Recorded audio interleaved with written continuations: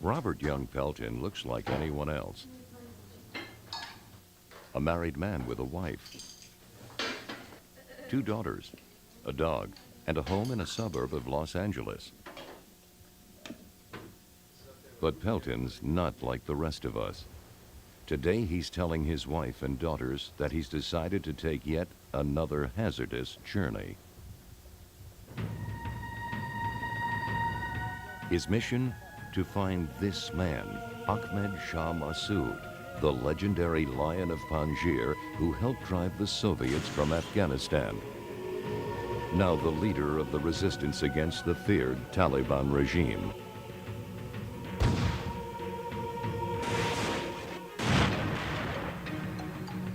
To update his definitive guide to the world's war zones, Pelton feels compelled to understand what makes this living legend tick and to explore his war-ravaged world.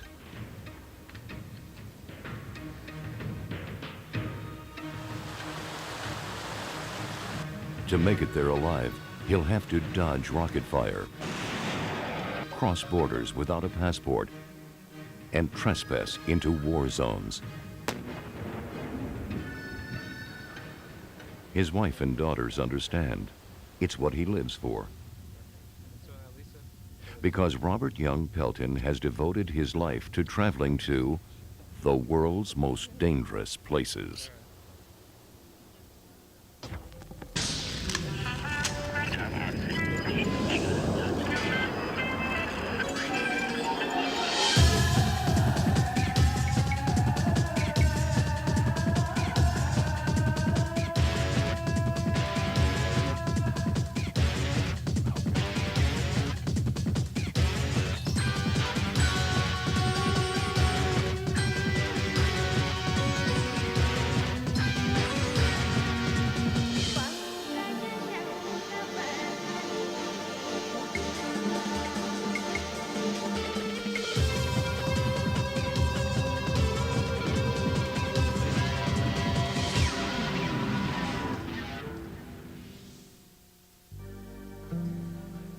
Afghanistan, an unforgiving land controlled by the feared Taliban regime.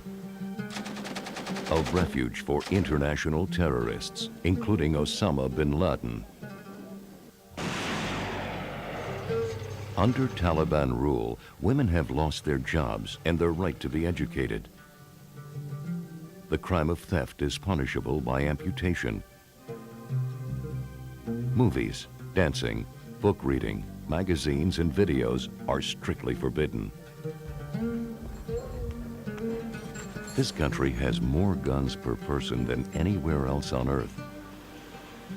It's a nation with its finger on the trigger. Afghanistan is a very dangerous place. Robert Young Pelton's kind of place. So here we are in Landi Kotla, right? Yeah, we're across the border into Afghanistan, and then we'll see how far we get before the Taliban spank us and send us home. Having talked his way across the border without a visa, something he's done dozens of times before, Pelton arrives in Kabul, capital of Afghanistan. Here, he will begin his quest to reach the resistance leader, Ahmed Shah Massoud.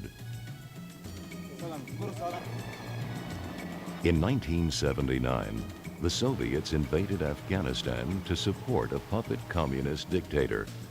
Massoud helped lead the Islamic guerrillas who fought back so fiercely, they turned it into the Soviets' Vietnam. A brilliant strategist, he helped assure the Afghan victory. After chasing out the Soviets, Massoud battled his rivals for control of Kabul, reducing the city to rubble. Now Massoud has withdrawn to the north, leaving the city under strict Taliban control. Deadly reminders of the struggle with Massoud lurk everywhere. Over 12 million explosive mines planted over the last 2 decades of warfare. In fact, Afghanistan has more mines than people.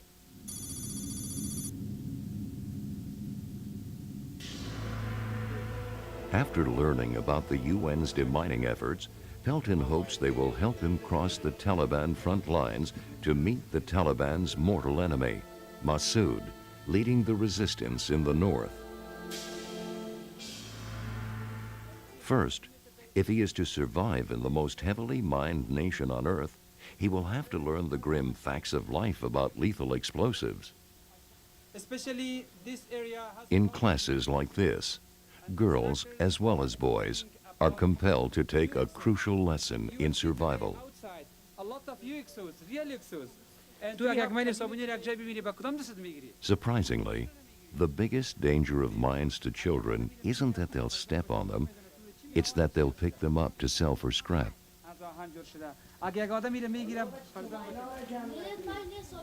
Students perform a skit to show the deadly consequences.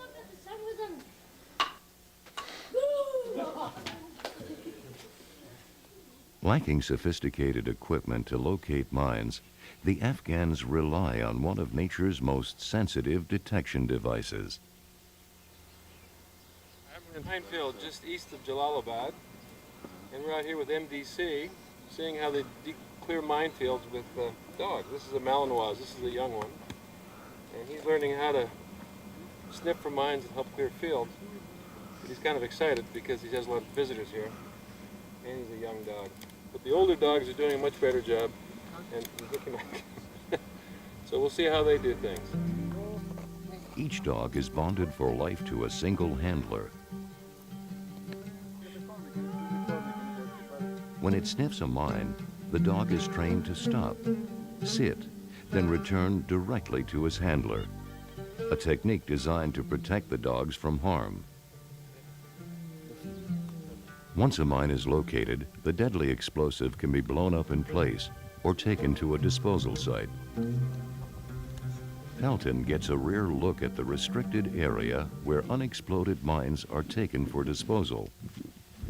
At the current rate of disposal, it will take 20,000 years to destroy them all. The explosion sparks a desperate race. For these children, the few pennies earned from selling scraps of copper or brass can spell the difference between starvation and survival.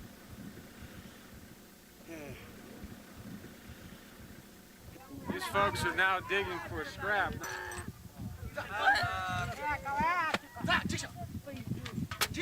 Okay. As you can see, they're fighting over bits and pieces, and one guy was whacking somebody else with a shovel.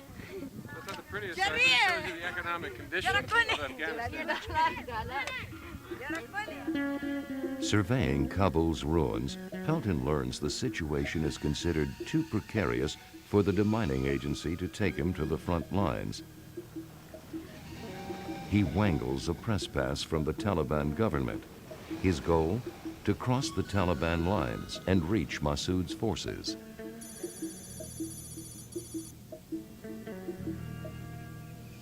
So we're heading off to meet the commander now.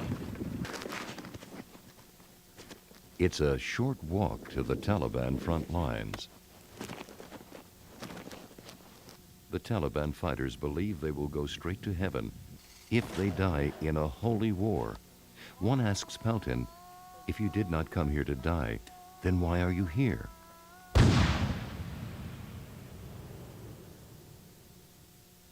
I'm not trying to be theatrical here because I'm hunched down because they just loosed off a few artillery shells at us, but we'd be prime fodder for a sniper if they had somebody up on the hills around here. But we can see the enemy positions through this captured Russian pair of binoculars. And as you can see, there's a plane in front of us, and then the mountains behind us. With meager equipment, the Taliban are forced to improvise. A heap of stones serves as a makeshift rocket launcher.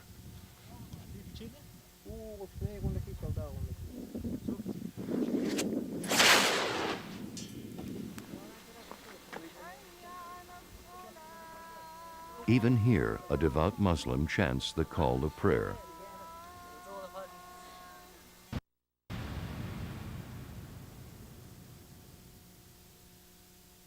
It was kind of interesting, though, when we heard the man up here calling for prayer. and he waited till he was finished calling for prayer before he fired the tank shell. It's time to head back on a trail where death lies hidden underfoot. This is an active minefield with all sorts of unexplored ordnance. So we're sticking to the path here, like they teach the kids in school. No, no, no, no. Okay, this man is showing us a mine. No, no, no, no, okay. He's got the fuse off it. Okay, he's defused it. Okay. That's why God invented telephoto lenses, I'll tell you.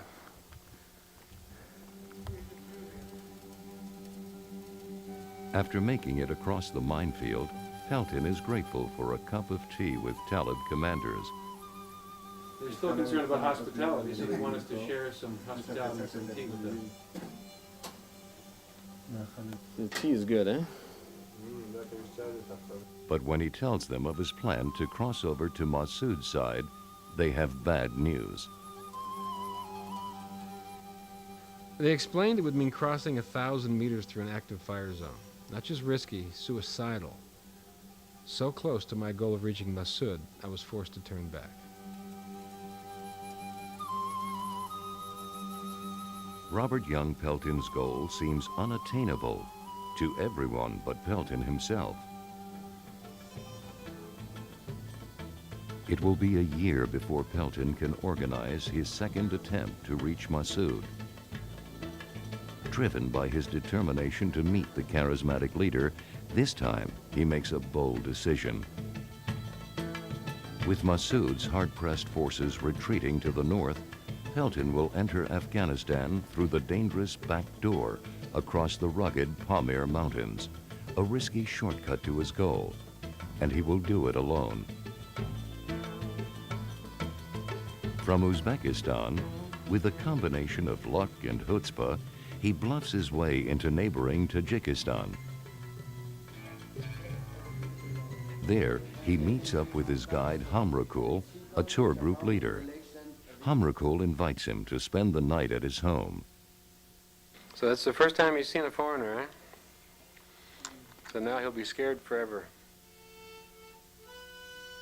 While Hamrakul's children stare at him in awe, Pelton tries to persuade their father to take him to Dushanbe, his entry point to Afghanistan.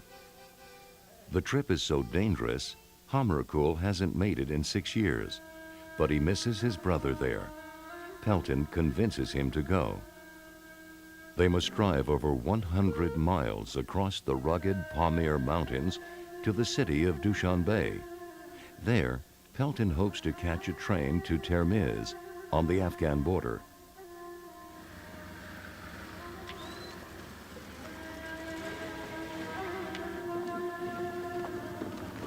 Crossing a rickety bridge, Pelton makes an unnerving discovery.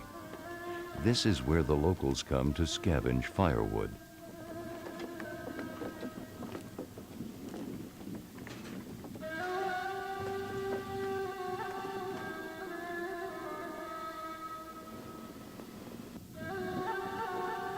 The weather in the